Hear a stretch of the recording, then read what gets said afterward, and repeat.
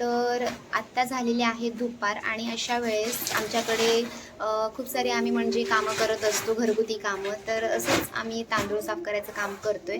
तर थोडंफार तुम्हाला आजच्या दिवसामध्ये मी काय काय करते, ज्या पण आहेत गोष्टी काही, तर तुम्हाला मी दाखवणार आहे. वेट, मी तुम्हाला आमच्या घराच्या पुढचा बॅकग्राऊंड दाखवते. इकडे तरवा भाजतायत भाजणीसाठी, समोर दिसत असेल तुम्हाला. आणि इकडे आई तांदूळ साफ करते.